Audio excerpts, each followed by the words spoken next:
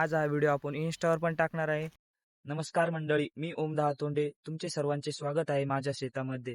तर आजचा ब्लॉग खूप खास असणार आहे, कारण की मी आज आपल्या शेतामधील फेरफटका मारून तुम्हाला सगळं दाखवणार आहे. तर यासाठी व्हिडिओ शेवटपर्यंत नक्की बघा. एकाच शेतामध्ये आपण काय काय लावलेले आहे आणि त्यांची सध्याची परिस्थिती काय आहे ते आज आपण पूर्ण व्हिडिओमध्ये बघून घेणार आहोत. तर सुरुवात करू आता आपण आपल्या लसणापासून. तर इथे आपण लसूण लावलेला आहे व त्याची वाढ एकदम जोमात सुरू झालेली आहे. आता सध्या लसणाला पाणी लावलेलं आहे, ते पूर्णपणे भिजून झाल्यावर पाणी बंद केलं जातं. व हा पूर्ण लसूण ऑर्गॅनिक पद्धतीने लावलेला आहे. याला कोणतेही रासायनिक खत न सोडता व फवारण्या करता हा पूर्ण लसूण ऑर्गॅनिक आहे. लसूण लावलेला आहे आणि इथं लगेचच मेथी, कोथिंबीर लावलेली आहे. कोथिंबीर अजून छोटी, कारण की तिला यायला 1-1.5 महिना लागतो. मेथी लवकरात लवकर येऊन जाते. इकडं मेथीचं बारं पूर्ण तसंच आहे. इकडचं घरी खाण्यासाठी थोडी तोडून घेतलेली वर्षी पाला. इकडं पुढं पण पालक आहे. पालक पण अजून काही एवढं आलेलं नाही खायजोगे, ते पण लहानच आहे. एवढं पूर्ण हे लसणाचे बारे इथपर्यंत. मेथी, हे कोथिंबीरच आहे, हे पण मेथीचंच आहे आणि हे पालकाचं आहे. व इकडं आपण कोबी पण लावलेली आहे. हे बघा, कोबीला गट्टू लागलेले आहे आता छोटे छोटेसे. ते फक्त एका छोट्याशा पानावरचे एवढे पाणी केलेले आपण, ते पण पूर्णपणे ऑर्गॅनिक. याला कोणतेच अजून खत नाही टाकलेले. इकडं मिरच्याचे झाडं लावलेले, ते एवढ्या चांगल्या आलेल्या नाही, शिलगलेल्या नाहीये. व तसेच इकडं एक सरी टमाट्याची पण लावलेली आहे. हे बघा, टमाट्यांना पण फुलं लागलेली आता 2-2, 3-3, 4-4.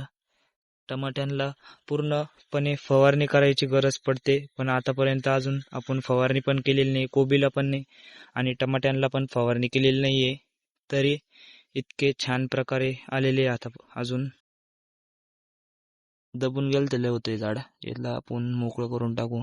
आपल्या मम्मीची टेक्नॉलॉजी म्हणजे इथं दांड उरत होता, त्याला पण मुळे लावून दिलेली आहे पूर्ण. हे बघा, मुळ्याची भाजी आहे वरती. मुळे जमिनीत असतात, ते काही दाखवू नाही शकत तुम्हाला. हे बघा, हे पण चांगल्या प्रकारे आलेले आहे. याला मुळा पण लागलेला आहे. हे बघा, पांढरा छोटासा.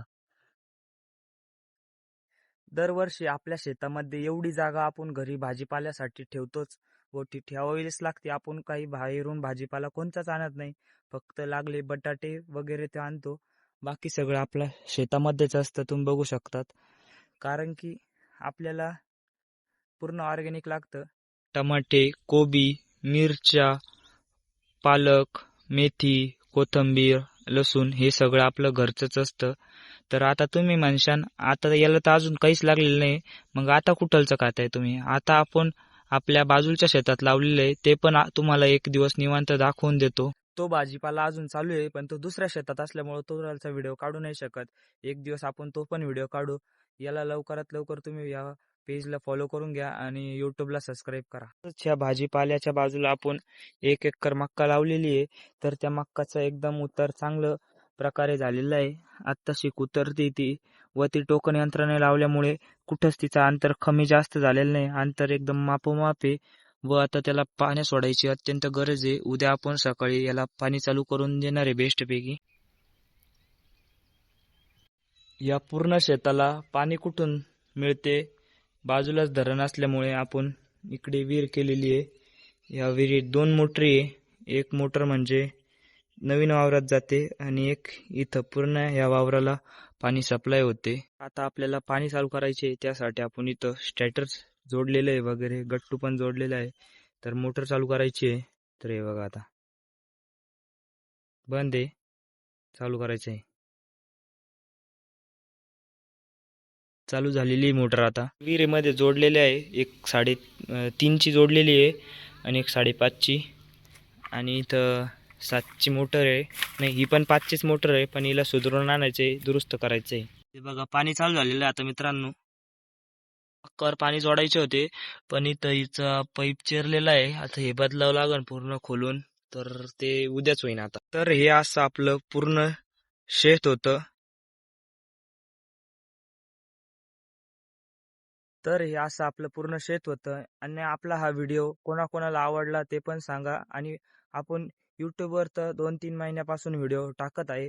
आज हा व्हिडिओ आपण इन्स्टावर पण टाकणार आहे आणि इन्स्टावर शेवटपर्यंत हा व्हिडिओ कोणी कोणी बघितला नक्की कमेंटमध्ये कळवा.